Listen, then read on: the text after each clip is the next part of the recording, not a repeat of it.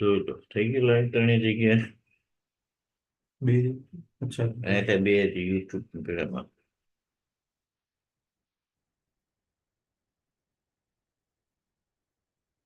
થઈ ગયું ને. હવે કયું શેર કરવાનું છે? પણ એ પેલું કરવું પડશે ને.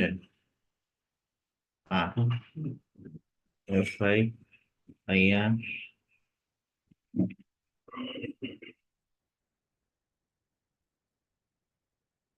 દેખાય રેકોર્ડિંગ ચાલુ કરી દો.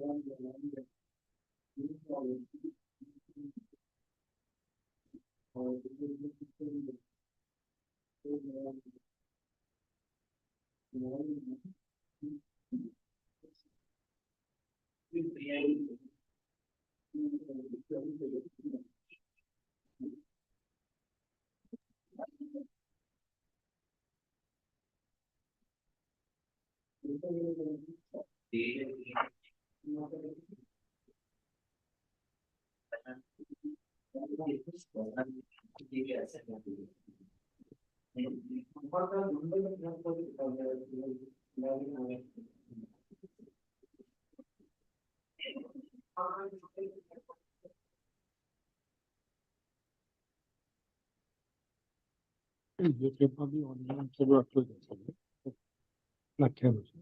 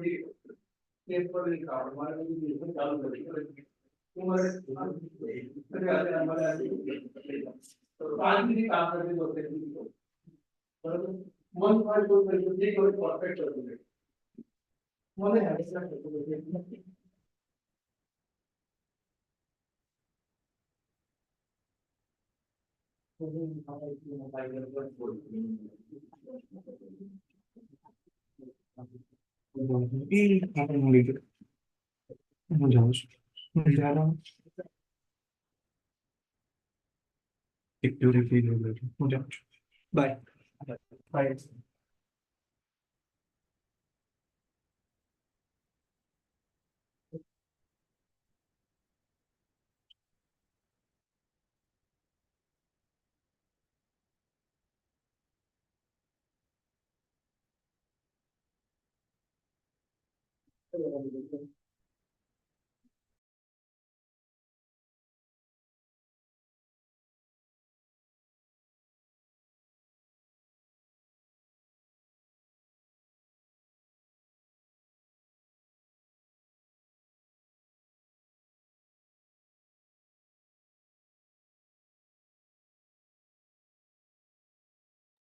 हेलो हेलो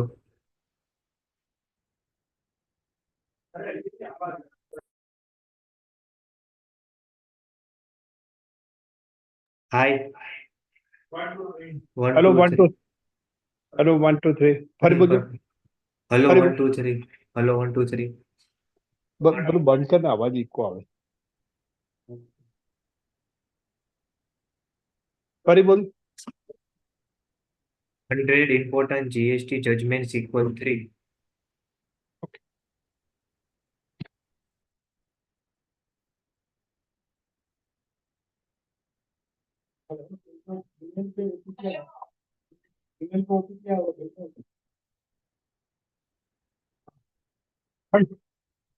गुड इवनिंग अभी मैं वो मेरा सेमिनार है तो मैं सेमिनार में जा रहा हूँ नीरव से बात करके हाँ अभी हाँ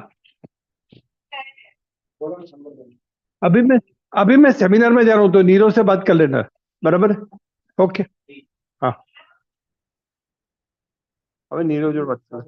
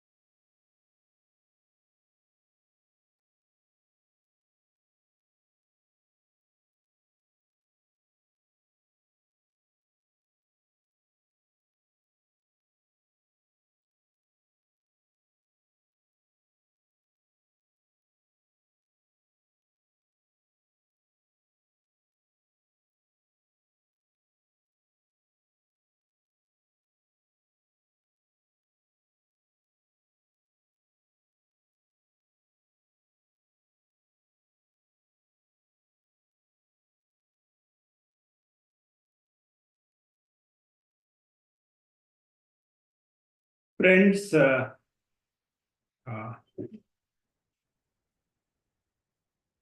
friends, I'm taking today. This is a sequel series. I'm taking. This is third one. Okay, a third one of the series, and I think this would last up to at least two more or four more because every time when I'm starting, I'm able to conclude only 7 to 8 judgments.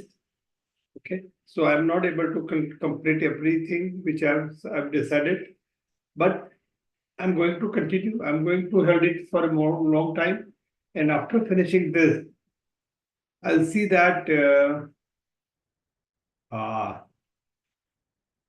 it is available at the later stage on the portal also for the purpose of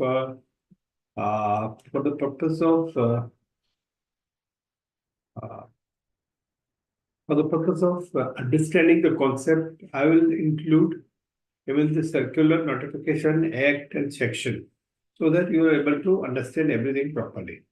With this, I'm going by sequence. Already 1 and 2 series is over. Now last time I've taken a judgment. Okay. Last time my judgment was on before I'm going to our recent PPT YouTube present available on blog. See Nitin Patel blogspot.com. Analysis of budget to interim budgets. This is 100 judgment. GST part 2 and 3 is also available on blog. The amendment or impact on MSME section 43B is also available on blog. Time management.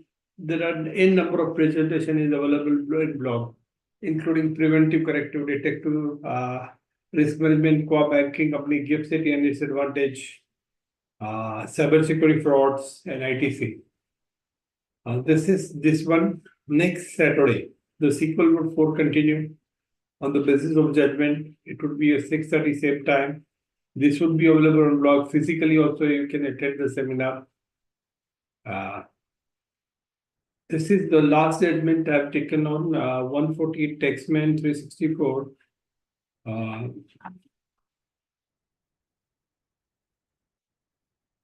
Last judgment is mouse के लिए mousepad.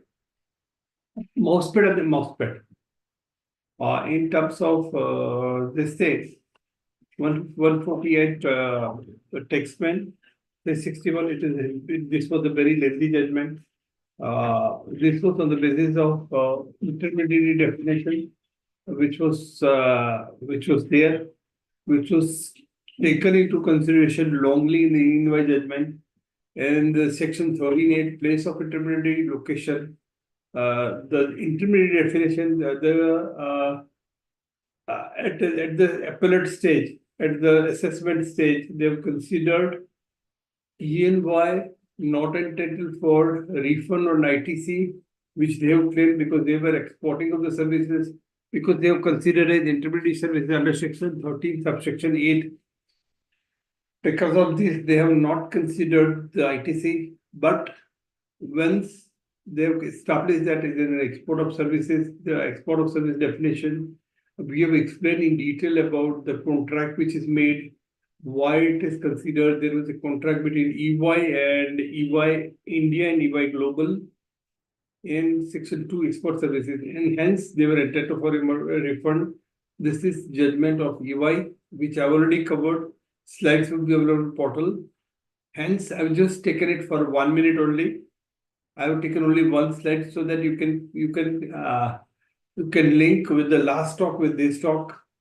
Now I'm going into 148 Taxman 487 Tongo Imaging India Private Limited versus Union of India.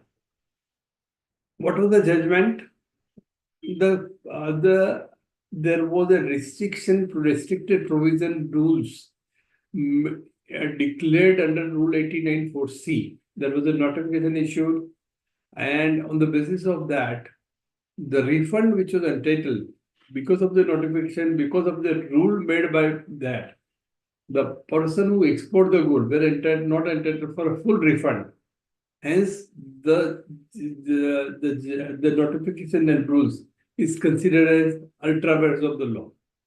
This is the concept. What is the concept? Availability of rotation fund is essential for business to thrive. Entire concept of refund unutilized input credit relating to zero rated supply would be obliterated in case of a department was permitted to put any limitation and condition that would take away the petitioner's right to claim refund of all taxes paid on a domestic purchase used for purchase of zero-rated supply.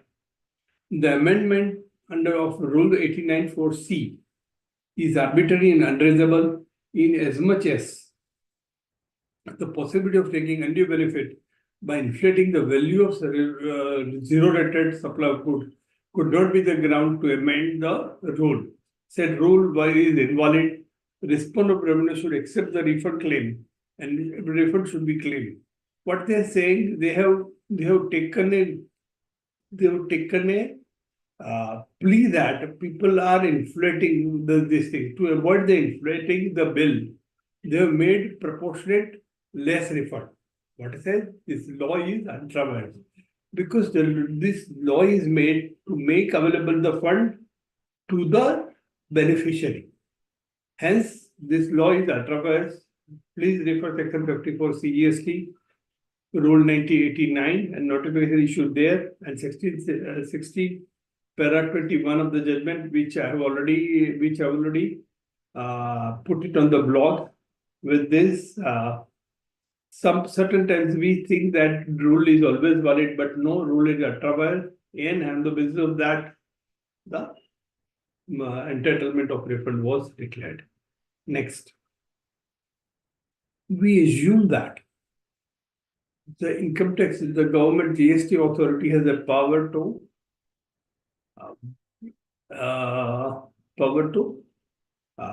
attachment of the property of a person. But here, this is a case of Sakshi Bahal versus Ans Bahal, Sakshi Bahal versus principal additional GST GIT. Generally, we assume that GST has a power in case of SSE, but SSE does not include his wife, relative, any sister concern. They don't have a power to make an attachment for the purpose of whole family or a group of companies. Now, in the context, there is only limited refer section 122A, railway section 80C. These are the only limited power by which they can attach the property of the relative of the SSE. Here, what is the case? The petitioner have filed a present petition informing the order and dated 6 February 2023, whereby respondent has ordered provisional attachment of saving bank account of the petitioner as detailed below. It is the petitioner's case that they are neither taxable person nor person covered under section 122(1)(a) of CGST. Therefore, implementation expression without jurisdiction. Refer section 122(1)(a) and section 83. Section 83, what says? What section 83 empowers provisional attachment, and then they have to prescribe certain facility, and this provision would be applicable limited to 1 year. Now I am reading the provisional attachment of section 83. Provisional attachment to protect the revenue in certain cases where after initiation of any proceeding under chapter 12, 14 and 15, the commissioner is of the opinion that for the purpose of protecting the interest of the government revenue, it is necessary so to do. He may by order in writing attach provisionally any property. Any property means immovable, movable. Movable includes bank, shares, LIC, everything. To do so, he may by order in writing attach provisionally any property, including bank account belonging to taxable person or any person specified in section 1A of section 122. He cannot do it all except if you are falling under section 1A of section 20. In each such matter, he may do it. In this case, Sakshi Bahal was the person. He cannot attach the property of his husband. He cannot attach the property of partnership firm or firm in which he is interested. This is not so. Every such provisional attachment shall cease to have effect after the expiry of 1 year from the date on which the attachment is made. Attachment is provisional. Then they have to follow the procedure. Here I have considered section 122(1)(a). What they say, 122(1)(a) is a provision which will where a taxable person who supplies any goods or services or both without issue, where it is possible, is a taxable person. Taxable person is entity, but the entity which has done this, all this lafra, all this thing. Supply of any goods or services or both without issue of invoices. I supply goods without issue of invoices, then not available. I issue invoices. This the issue is incorrect or false invoice. Where any invoice or bill, I raise an invoice. I pay IGST, he pay IGST, but if it is without supply of goods, section 122(1)(2), most of the parties are covered under this. 122(1) subsection 2, they issue the invoice, they issue the this thing, they pay GST, all the INS, all the they are available in portal, but which is not supplied with the goods and services, it will not be. Take or utilize tax right without actual receipt of the goods. This is also covered. Takes or issue or utilize the input of tax credit without actual receipt of goods or services or both, fully or partially in contravention of the provision of this section.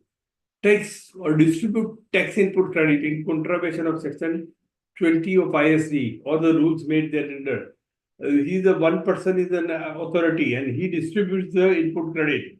This will also be not available. Any person who retains the benefit of transactions covered by section 1, 2, 6, and 9. I have covered only this section. I have not covered the whole 122(1) definition. I have not covered 3, 4, 5, nearly. I have not written here. I have covered the section which is applicable to this. Suppose I made a fraud and I pass on the benefit to my relative, any concern. That case, that to the extent the benefit I pass on, their attachment can be possible, but not otherwise. Section 122(1), 1A. Suppose I have given, suppose A is a person who has made a fraud, and he has given a loan to B, and B has given of this money to B from which we borrowed. He will not be, this section will not be applicable. This section would be applicable only if there is a provision manipulation made under section 1, 2, 7, and 9. Okay. Okay. Are you clear? Yes. The provisional attachment of bank account, ITC fraud, alleged.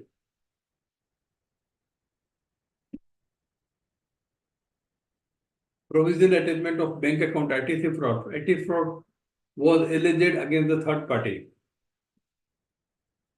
Saving bank, provisional attachment of bank account, ITC fraud. ITC was alleged against the third party. That is a relative or person or this is saving bank account of a petitioner were previously attached. Petitioner that advances the loan when they were extended by them who stayed accused years back in the fund received by them from the accuser, mainly the return of money.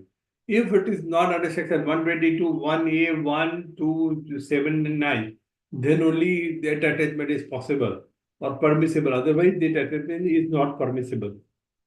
Okay. Saving account of a petitioner where provisionally attached petitioner submitted the advance petitioner annexed the statement of their account for 9 years, including indicating sufficient amount of account petitioner in his favor held. Now this is a judgment. Power under section to provisionally attach the asset or bank or limited to attaching bank account asset of taxable person and person specified under section 122, 1A. One is for the person, taxable person, and one under section 122 to the extent he got the benefit. If he is given the money for the transaction made by us, is not allowable. Not attachment is not permissible. It is not open up to the department to attach the bank account of other person on a mere assumption that fund therein owned by the taxable person. Since this is the petitioner was not taxable person or person is specified in the impulse statement of order was set aside. So my SSCA can be attached because his amount is due but not paid, which is as per rule which is as per what I said, Sakshi Bahal. Clear? This is chapter 12, chapter 14, chapter 15. The commissioner is the opinion, but he cannot attach the property of the relative or the sister concern or the person in which he is involved unless he has passed the credit, which under section 122 1A, which already covered. 1, 2, 8, and 9. Otherwise, he cannot attach the property. Clear? Sakshi Behal. This would clear all attachment related to things. This is why I would talk twice and thrice on this subject. Okay. Now I am into next slides. Divakar Enterprise versus Commissioner of CGST.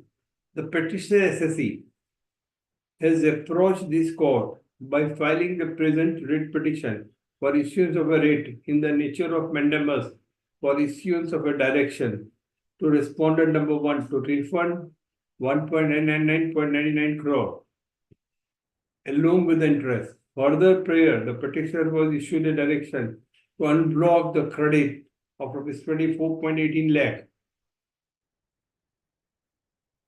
The fact stated in this petition are as and the petitioner is engaged in the business of khali jagah. Respondent number 2 blocked the input credit 24.18 lakh lying in enterprise to which he filed an objection. This is a matter with the High Court, Punjab and Haryana High Court. The respondent number searched the premises of petition on 14th January 2021 and Abhinav Sahiya, director, was questioned throughout the search, and thereafter he was forcibly taken to office whereby he was detained for 2 days. He was pressurized to depose 1.9 crore. The petitioner lodged a protest regarding the said deposit. Respondent was thereafter further searched the premises and asked to deposit 25 lakh forcibly. The Gujarat High Court. Gujarat High Court in the case of Bombay Associate versus Union of India, the following guidelines were issued and it has been upheld by the department. Okay. CBDT has said, okay, we will follow the whole 4 guidelines. What is the 4 guidelines? No recovery in any mode by check, cash, or e-payment or adjustment of input credit should be made at the time of search or inspection proceeding under Section 67 of CGST Act under any circumstances. Even if the SSC comes forward to make a voluntary payment under DFC 3, the SSC would be asked or advised to file such form DFC 3 on the next day after the end of the such proceeding and after the officers of visiting them left. So, what is the further? The first slide I'm speaking again. No recovery anymore by check, cash, e-payment, or adjustment of any input credit should be made at the time of such. They should not do any of these SLs during the search under Section 67. Even if the SSC comes forward for filing a DFC 3, they should be asked to wait until we leave, you don't pay it. You pay the next day.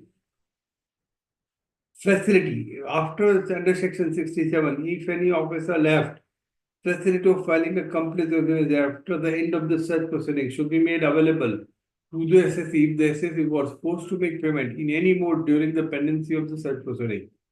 If complaint or grievance is filed by the SSC, an officer found to have acted in defiance of the aforesaid stated matter, then strict disciplinary action should be initiated against the concerned officer. This is the guidelines provided in Bhumi Associate and it been circulated to all the department of GST. Here, before coming to a conclusion, Divakar Enterprise, the following cases were referred. Karnataka High Court in case of Union Bank of India versus Bundle Technology. This judgment, all is relevant judgment I'm putting in this slide in my blog. I have not written, otherwise it becomes so lengthy. Vallabh Textile versus Senior Intelligence Officer versus Xmen.com. Bhumi Associate, which we are here, versus Union of India. Article 300A 264 is referred. If you read into article, they have been very categorically in one line. And they have been referred and they have been quoted. And on the basis of this, judgment is passed. Section 74 of the CGST. I am going to next slide. 142, Section 2 of CGST Rule 2000, where before the service of notice or statement, the person chargeable to tax make the payment of the tax or interest, tax and interest in accordance with the provision of Section 73(5), or as the case may be, tax in the accordance with provision of 74(5), where any person make a payment interest or any other amount due in accordance with the provision of Act, whether it is on his own settlement or communicated by the proper officer under Rule Sub 1A, he shall inform proper officer in such form DRC 3, and the proper officer shall issue an acknowledgement of accept the payment made by the same person in DRC 4.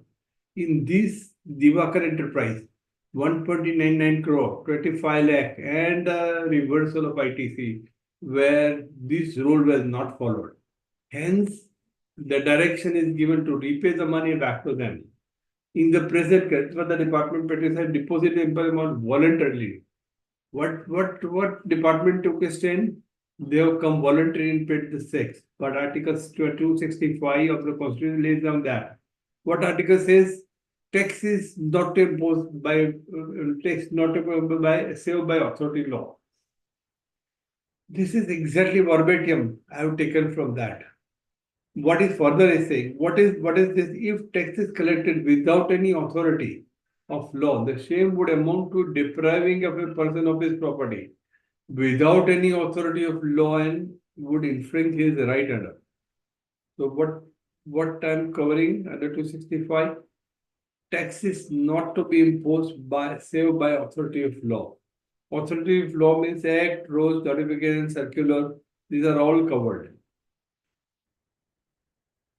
If the present case, no receipt was given by the professor after accepting the impugned amount, thus the amount deposited by the petitioner and the protest were liable to be refunded in view of. In the present case, no receipt was given by the professor accepting the impound. Thus, the amount deposited by the petitioner under the protest were liable to be refunded. In view of the above-mentioned judgment, as per the petitioner have been deprived of a right, Article 300E is referred. So these are the article you can refer when you feel that you are agitated, you are punished, you have been this thing. This is the judgment I have taken for the purpose of that. You feel that you're gone, but it's not so. So if you read it to Article 300, in short, if DRC 3, DRC 4 or condition is mentioned in there as per Bhumi Enterprise is not followed, then you are entitled to get the refund. Section, now I am going into the next judgment under 153 Taxman Com.46. Sahu George versus State Officer. Petitioner is aggrieved by the judgment dated 16 February 2023 of a learned single judge who disposed of the petition. Now, this is a very difficult judgment. Now, if you see that, now I'm going to give the whole judgment in what line? Now, why all these Supreme Court and High Court judgment? Because we don't understand the concept of the law. Now, once you read the all 100 judgment, your concept clarity of the whole law would be clear. Sometimes you think that you're right, but you're wrong. Sometimes you think you are wrong, but you may be right. This is what you can understand, which is explained in the judgment of ENY, where they have considered the intermediary, but it was covered under export of service. In Shobham Ball's case,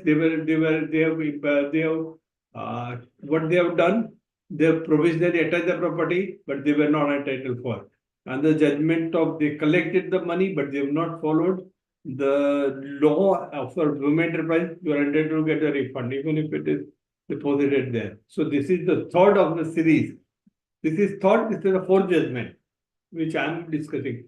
Petitioner is aggrieved by the judgment dated 16 February 2023 of a learned single bench who disposed of the petition filing direct the respondent that state is IIB to consider the pass order represent preferred by the hearing release of cash that was seized from his premise. This is the case in which search has taken place, cash is seized. Now, this is a wonderful judgment. If you understand properly, there is so much clarity. If Income Tax Department come and seize the property, X law. If GST, there are different purpose. GST department wants to see that their cash is seized, to see that there is no taxes avoided.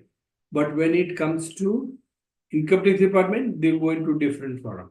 Now I'm with this context, I'm reading the judgment.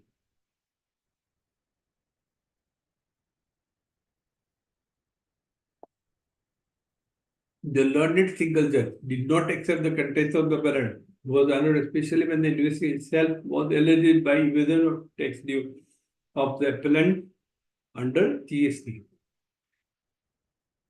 Single judge says no, GST was right. But when it goes to another bench, double bench, in the appeal before the learned council, this is constitutional bench, where they have covered in the appeal before us. Learned counsel for the appellant point out that while it may be a fact that civil provision authorize seizure of a thing from the premises of an SSA who is processed, proceed against the GST. The word things include cash in appropriate cases. Okay. What they said, things include cash. However, in the instant case, this is a case where seizure of a case was now unwarranted. More so, when the case did not form a part of stock in trade. Any business stated above to have been carried by the appellant. It is further pointed out that although the inspection of a premises of the appellant was conducted on 9 June 2022, nothing was heard. 5 months have gone, no communication.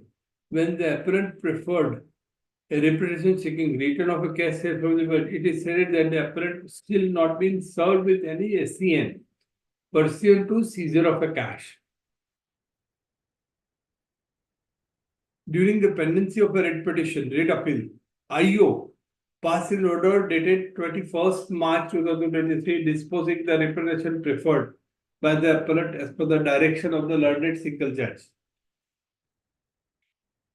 On reading of the order that rejects the said representation, we find that stand taken by the intelligence officer is essentially in view of specific provision of section 16(7)(2) of the CGST authorized seizure of a thing, which include cash. Also held that High Court of Madhya Pradesh in case of the blah blah blah. The authority was justified seizing as rating the same pending culmination of the investigation. Here, what is the IO's conclusion remark is? It is suspicious that this much amount of money kept in the house of Mr. Shahu is idle and not deposited in a bank. And further, the amount received as a gift on the day of a marriage he has not been recorded in his income tax return. And from it, this is evidence the money is from illicit sources. What the IU remarks that it was from the marriage sources or from illicit sources, but they are not linked with any of the GST issue. Held. Therefore, a state finding of the IU could perhaps have been justified had he been the officer attached to the income tax department. In the context, GST amount, the finding is wholly irrelevant. We find that seizure of cash from the premises operator is wholly uncalled for and unwarranted. Moreover, as respondent had retained the keys for more than 6 months and just to issue a so-called notice in connection with there is no justification of keeping cash. The amount shall be released to the appellant without any delay at any date within weeks, 1 week of the date of the receipt of the copy. So Sahu judge judgment is very what they have concluded. The findings are not proper. It is relative income tax law. So any branches on part of income tax you need not consider GST part. You can file paper, hand over the paper to GST department, to IT department. 1, 2, 3, 4 judgment we have covered. Now we are into it's a Sahu judgment is very, very profound judgment. Now this Vikas Kumar saying versus CST, what they said, there is a law. What law says? There is a search provision, there is a survey provision, there is an assessment provision, 73, 74, and these are the sequence you need to follow. You need to issue SCN. In SCN, you have to mention these are the flow in your return. There is a department, there is 3, 1, 2 a difference plus So these are the credit one, and these are the input credit which you wrongly claimed. These are output claim which should have been under this rate and you've done in this rate. Exactly whole information for each party has to be explained. Then only we can handle. You cannot handle otherwise. Okay. This is the crux of the issue.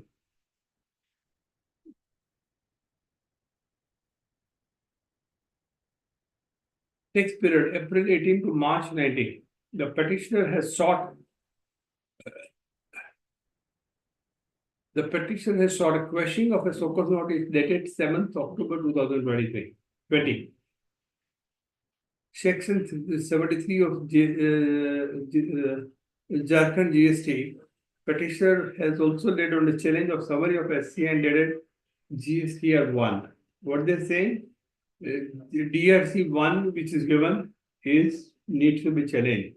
There is the summary of the order passed under DRC 7. He has challenged the DRC 7. All such notices and order has been issued by DCID. One petitioner 1 is engaged in civil construction, petitioner 2 is Ma Parvati Medical Store and duly CSA Act. Supreme Court SCN is the teeth of the provision of Section 73(1). And the judgment rendered in the court of in-caste service. This in-caste judgment is a very detailed judgment of Jharkhand, where they said a summary of so-called notice cannot be substitute of proper SCN.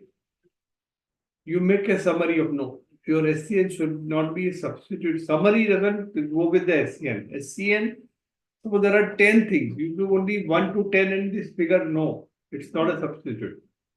SCN should be qua party wise, qua item wise, qua this thing. It contains all row. You cannot say the summary of 1 to 10. No. Summary does not include, because it is a fundamental right of an SSE to explain what is being, why you have been levied this interest, why you have been levied the tax which you have not paid, which you have underpaid, whatever may be, or wrong credit, wrong apportionment. This all should be mentioned in SCN. And say 1 to 10 summary does not give the power to that. What is that summary says? Summary of SCN cannot substitute the proper SCN. Yes, that's been held in the case of in-caste service provider. The SCN does not strike out the relevant particulars and does not even enumerate the controversy which the petitioner have been called up to reply. These proceedings are initiated allegedly on account of dispatch between 3B and 2A for the periodic question, and the petitioner have taken update on ITC, undue ITC, to which they were not entitled for. Petitioner have also taken a plea that summary of the order contained in GST impose a penalty which is impermissible under the provision of Section 73(9). Okay.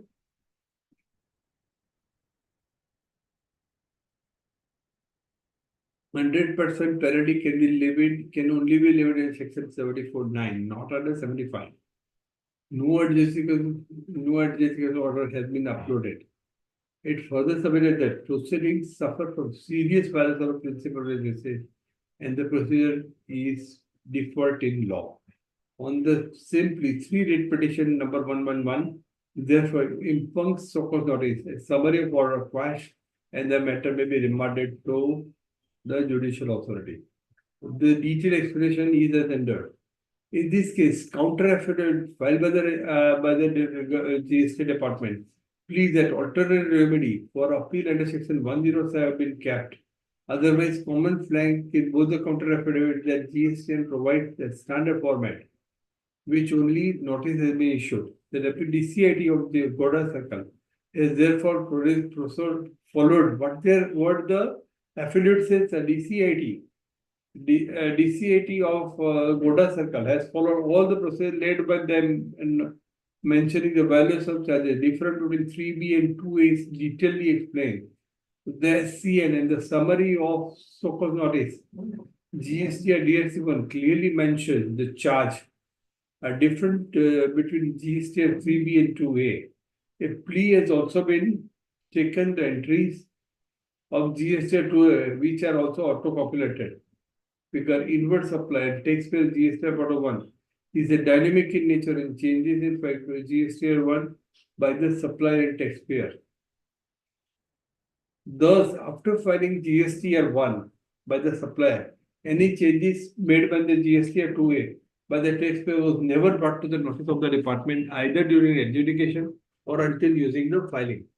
Therefore, because of late filing of GSTR 1 by the supplier, interest under Section 50 of the 2007 are required to prevent a loss of revenue to the exchequer. It appears that there is no specific denial taken by the 100% under Section 73(1) read with Section 73(9). Learned Counsel for the state have, however, submitted that in case of the impugnance of SCN, a summary of order or quash liberty may be granted to the revenue. What Learned Counsel for the have argued that Learned Counsel have submitted that in case of impugnance SCN summary of order or quash liberty may be granted to revenue to initiate the proceeding after the proper appreciation under Section 73(10). And there is a time limit of 31st December 2023. Yes.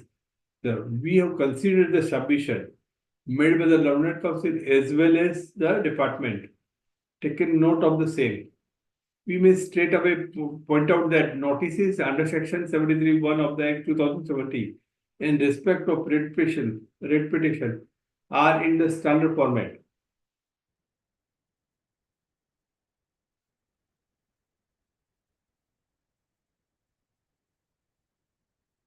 Neither any particulars have been struck off, nor specific contravention have been indicated to enable the petitioner to furnish a proper reply to defend themselves. The SCN can therefore be termed as a war.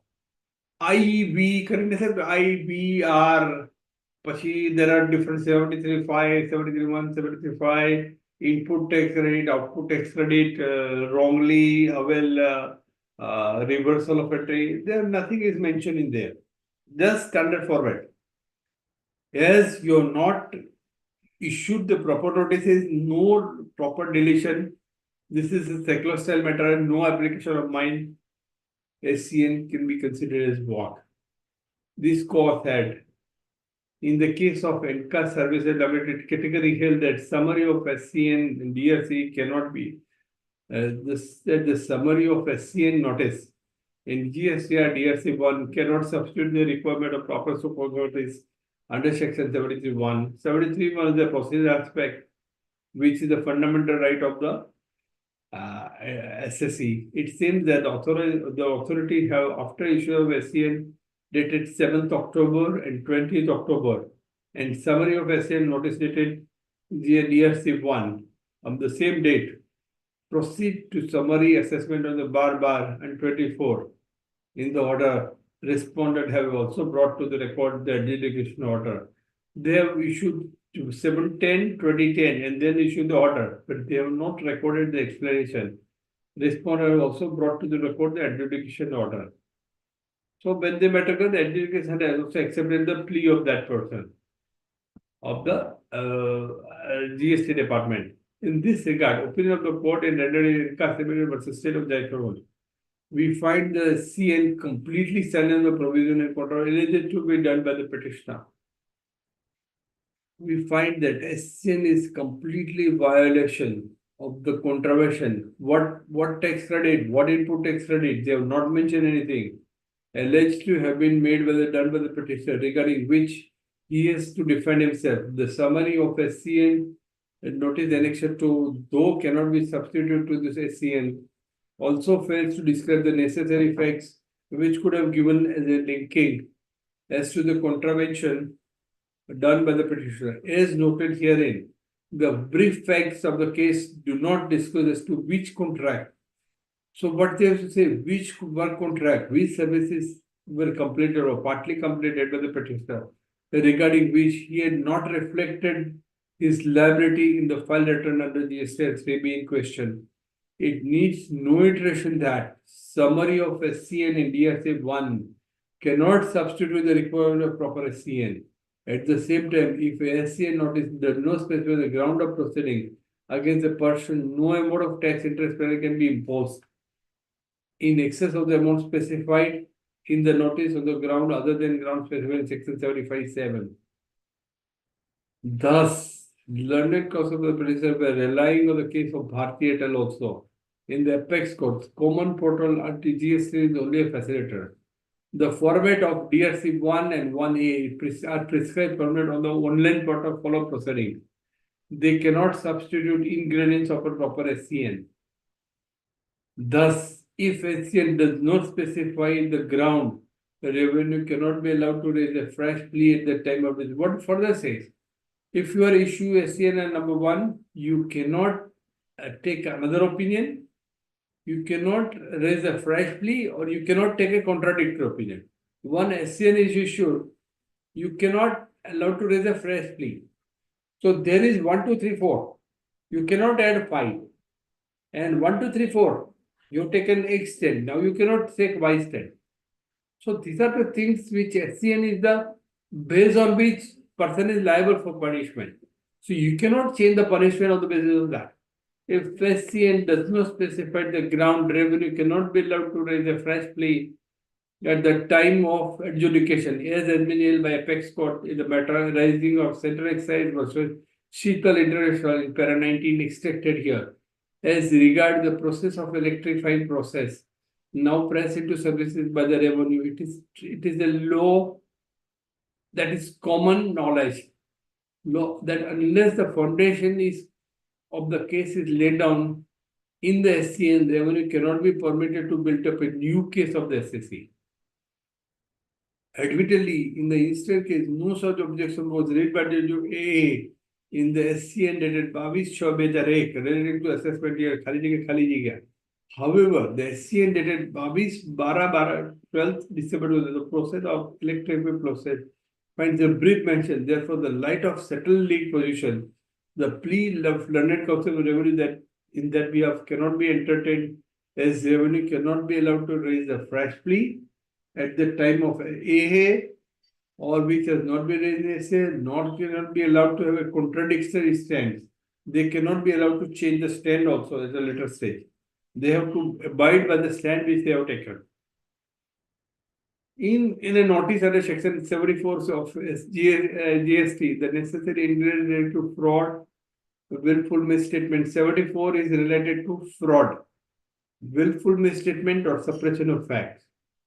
Section 74 is the mala-fide intention. 73, the revenue specifically the violation of code which has led to not being paid, short pay, innocently refunded, or interest paid wrongly amended. 74 talks about fraud, a willful mistreatment of a suppression of fact to evade the tax.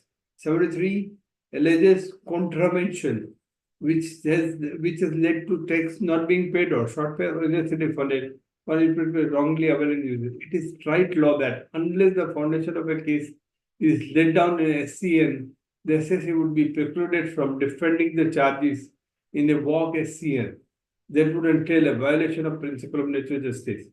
He can only do so if it's told as true.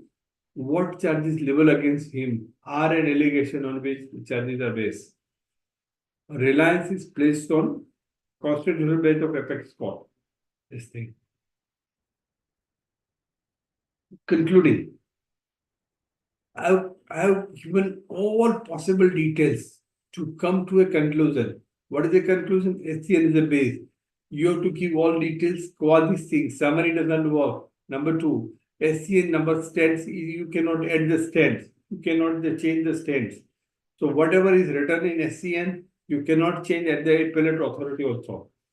So SCN is the base on which the things are going. Suppose you issued notice under section 73, you cannot change it to 74. If you say 74, you cannot change to 73. You can issue both. That is not an issue. We are thus of a considered view that impugned SCN notice is contained in Annexure 1 does not fulfill the ingredient of proper SCN and amount to violation of principle necessity. The challenge is entertainable in excess of a writ jurisdiction of this court on the magnified ground on the specific ground and clearly held that decision of apex court in case of Magad Sugar versus State of Sihar on para number 20, accordingly, impugned order notice dated annexure A and the summary of SCN dated this is quashed. This court, however, is not inclined to draw the issue whether the requirement of issue of SCMT is a condition of 73. They don't go into that. Since the court has not gone to the merit of respondent, are at liberty to issue fresh proceeding from the stage in accordance with the law in the period of 4 weeks from time. The law authority has been allowed to issue the fresh notice, Vikas Kumar Singh versus Commissioner of State Taxes. Here I have considered the 4 judgment of the different courts, including Supreme Court.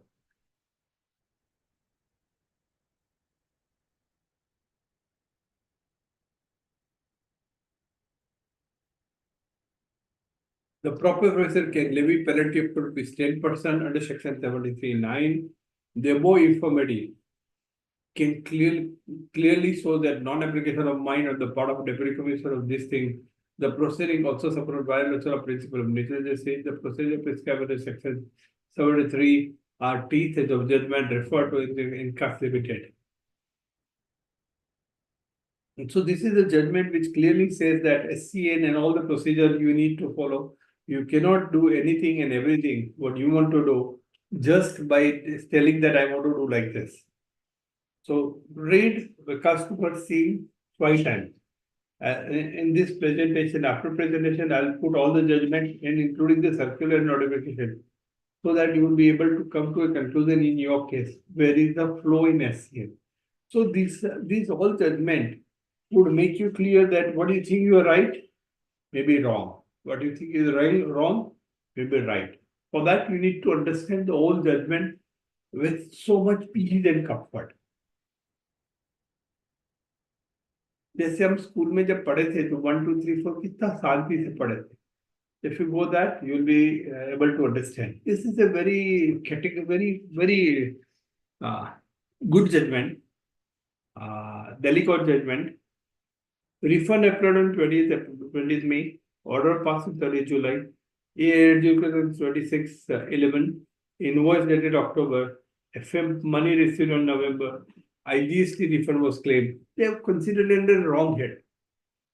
The judge did not read the submission, and the basis of that, his judgment was deleted, dismissed. The formula under 89 Rule 4 of C. Reject the petitioner claim by referring sub-rule D of Rule 89(4).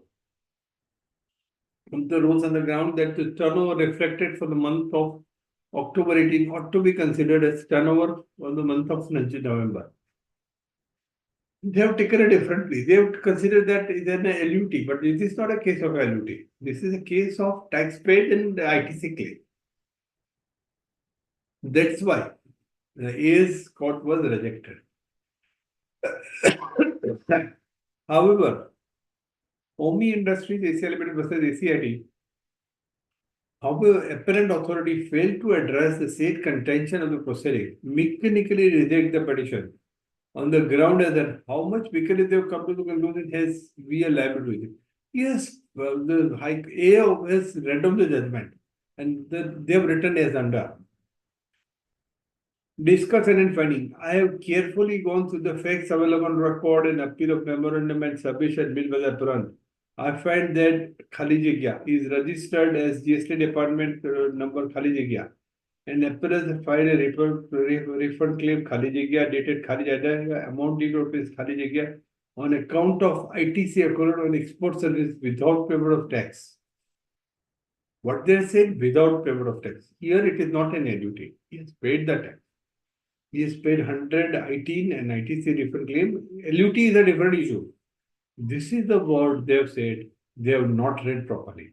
What does ITV accrue without payment of tax for the month of October? What they have said without payment of month. They have said that it's assumed that it's a clear of February. Not so. That's why AA said. That's why High Court says you have not gone into the fact. You have just returned. The Assistant Commissioner of Place of this state, rejected the refund amount like this. conclusion. The Rule 89(4) of CGST is not applicable in case of a zero-rated project. This is zero-rated.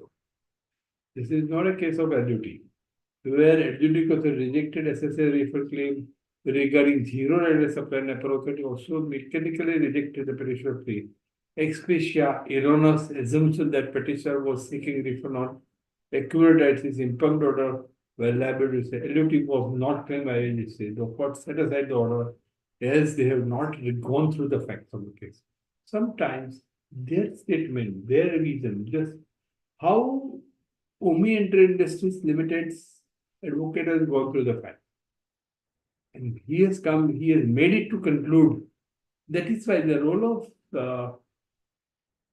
this is why this is important to read this segment. Now, this is also the same type of case. These are the case on which there are three different findings. Adjudicator online application and physical application. There is a law by which when you apply and rejected, you have to apply fresh. Fresh doesn't mean it doesn't go with non-arts. And rule has provided that you have to apply within 2 years' time. And law also provides that once you apply and the query is raised, that time would not be considered for the purpose of period of 2 years. This rule, neither AO applied nor adjudicator applied, and they were rejected. Court says no. Delhi High Court says you are entitled for. Now I am going into the fact. I have given you the whole crux of the judgment. What is the crux? The application does not become non-nursed when it is rejected. It is considered in conjunction with that. You rejected it, and what they said, it should be applied online or portal. There was a miscommunication in this also. Third, what rule was very categorically said that if you applied within 2 years' time, if any query raised in between from the date of application till the date of objection raised by the department will be excluded for the period of 2 years. This is the law did not understand it. The amount involvement was about more than 2 crore. Now I'm coming into facts.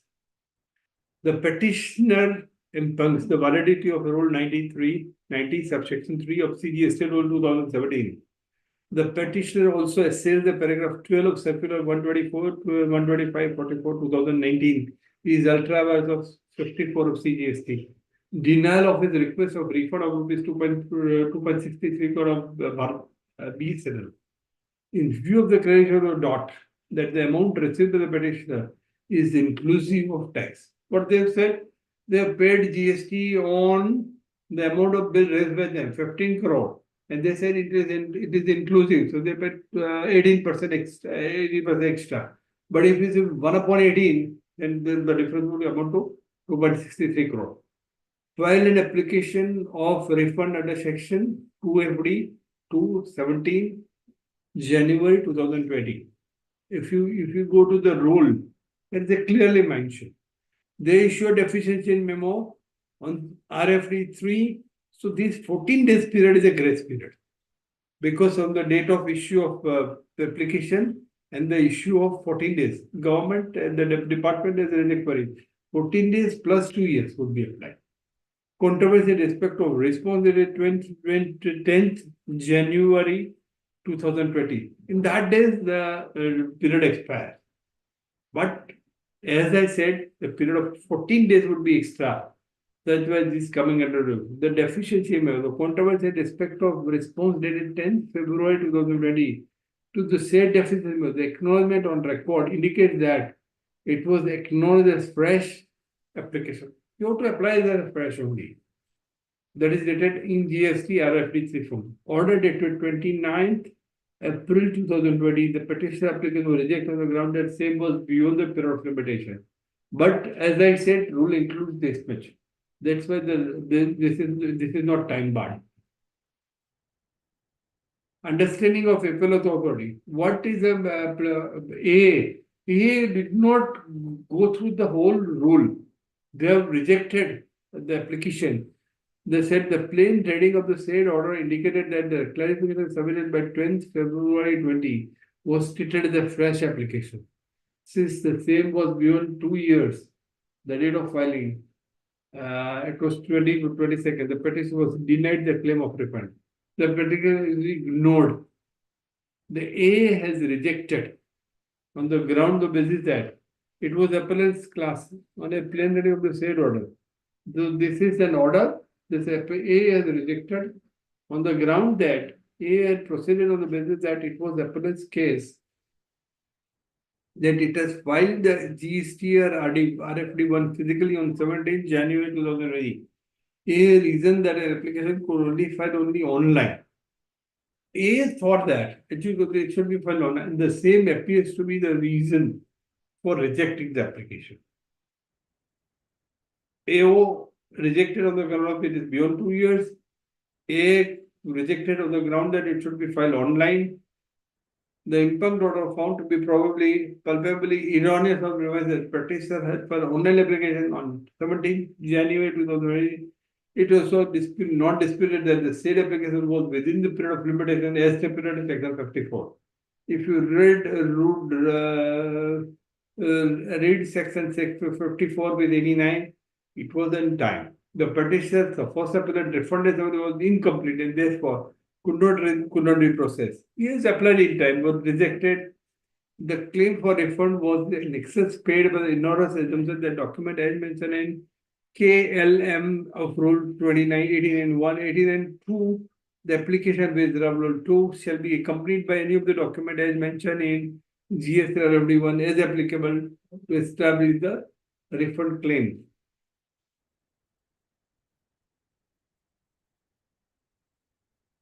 The said contention ex officio, the said contention is ex officio enormous, as the form specifically requires the applicant to disclose the statement of excess tax. That petitioner earnestly contends that it was open for the respondent to seek any document required for clarification relating to a refund claim by the taxpayer. However, the taxpayer's application cannot be considered deficient if it is duly accompanied by the proposal. Said contention is relevant to be merited. However, I have given you his judgment, this fella. I have explained you the basis of judgment and why it should be accepted. What is the reason? However, the said contention does not address the fact that the A has not rejected the petition appeal on the ground that it was not filed and was deficient. It was done on use that it was filed physically.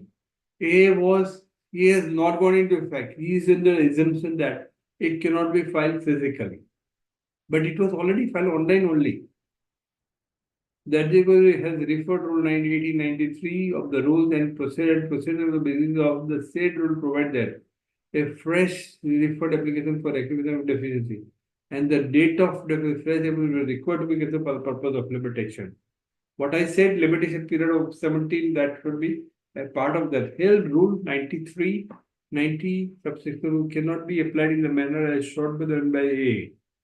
Merely because certain other document of clarification are short by way of a deficient memo.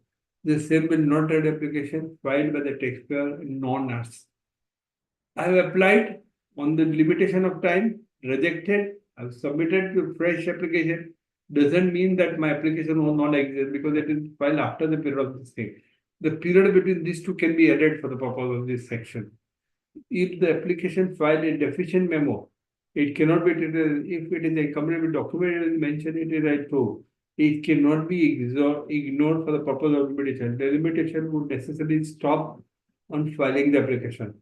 This is not to say that information disclosed may not warrant further clarification. However, that by itself cannot lead to a conclusion that application is required to be treated as non-est for the purpose of document as section 89, section 54 says. It is in order to assume that the application which is accompanied by the document as referred in the Rule 89 is required to be only after taxpayer furnish a clarification of further document as required by the professor, that too from the date of clarification issued. Thus, judgment says you are entitled for this thing. So here the period is considered. Okay. Now I'm taking last judgment of the day. Then whatever left, I'll consider on the next week. The contention, Laria Alvara House versus State of UP.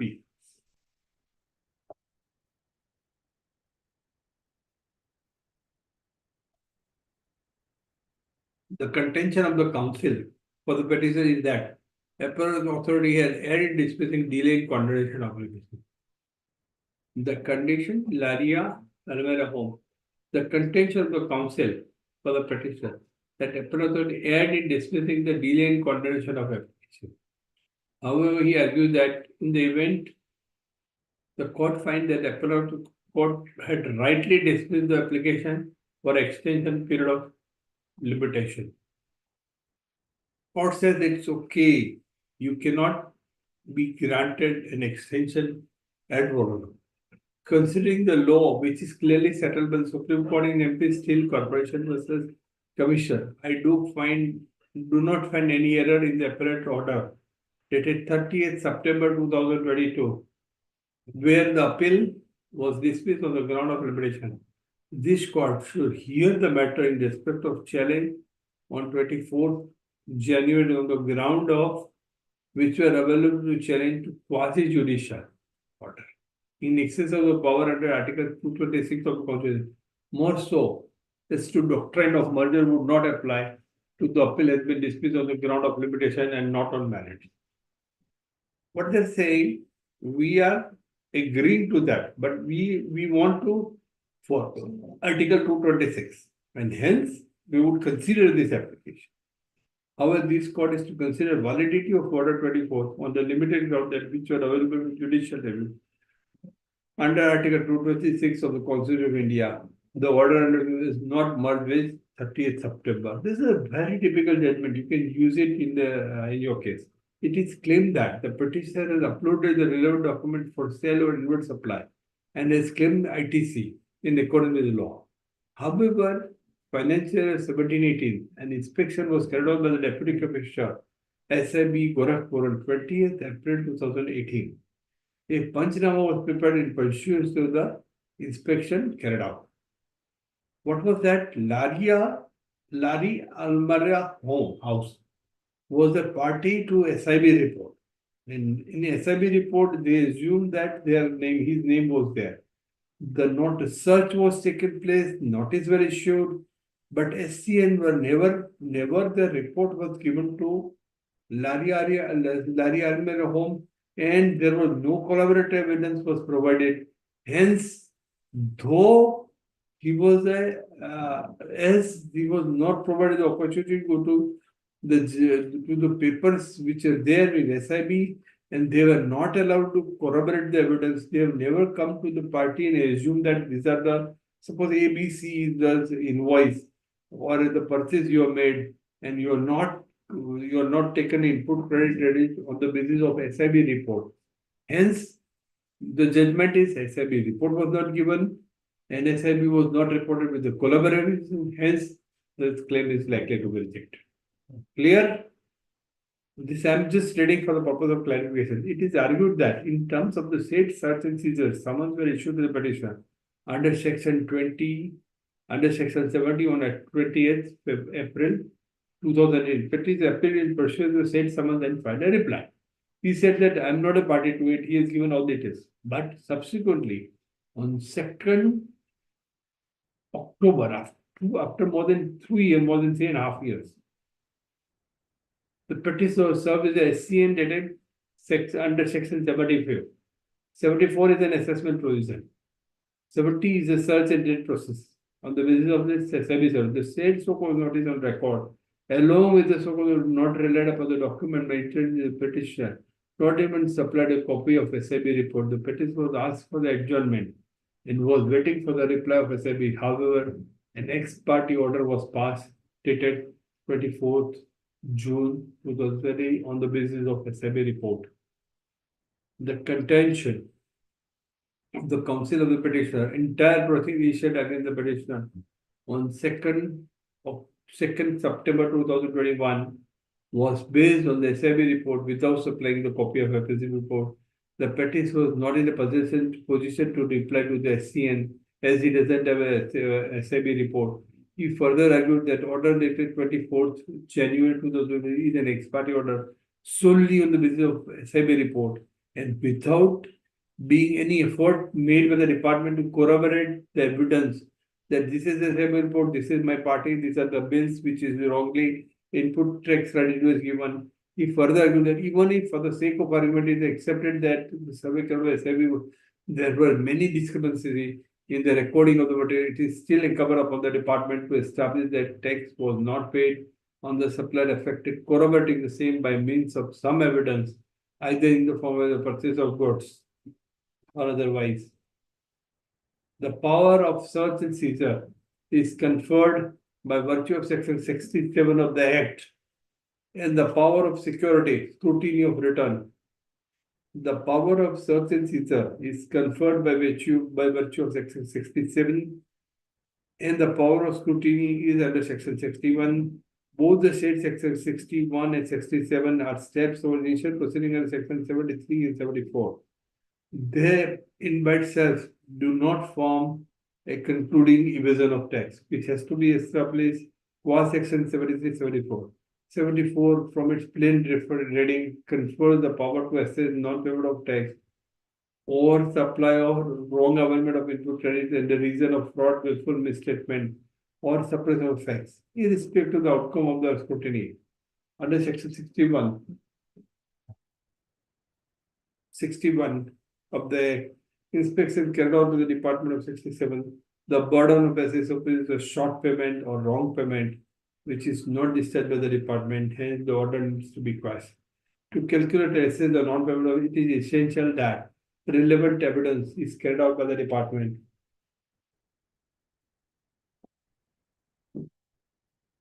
In respect of taxable supplies made by the SSC and non-payment of tax, which is required to be done at the time of supply of specified relief, it is also incumbent on the department to compute the value of taxable supply on the ground which is alleged that the tax was neither nor paid nor short paid or short levy. In addition to this, the burden of the department to establish that the said non-payment was on account of fraud, willful misstatement and suppression. Mere report of the inspection and discrepancy should be corroborated with material. They should be corroborated, hence very obvious. It is also the incumbent upon the department to give opportunity of hearing as per section 75(4) of the Act. It is equally well that the document proposed to be relied upon should be provided by the SSC prior to conclusion of this. In this case, the present case, the order of 24th January 2020 falls short of the principle of Minister Justice. No hearing was granted under section 75(4). There is a prima facie no material other than SIB report to corroborate with this. The matter remanded back to appellate authority. This I missed this, and now there will be another sequel 3 on 17th. I'm going to take this lecture. This is sequel 3. Sequel 4 would come. 17th will come on 6:30. Today is 10. Next Friday, same time. I'll take then another this thing. 17th I've already covered. With this, I'm concluding. I'm opening the session for any question if anyone has to ask. I would open. Okay. You can ask me the question. Question is open. You can unmute yourself. Anyone wants to ask a question? Bharat Bhai, Jain Bhai, or anyone else to ask a question, or you can just mail me the question. I'll reply. With this, I conclude this session of today. I'm ending this session. We will meet soon on next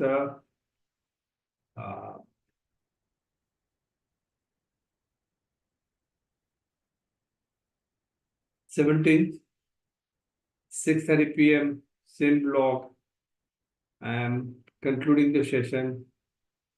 And this recording would also be available on the blog. Thank you very much.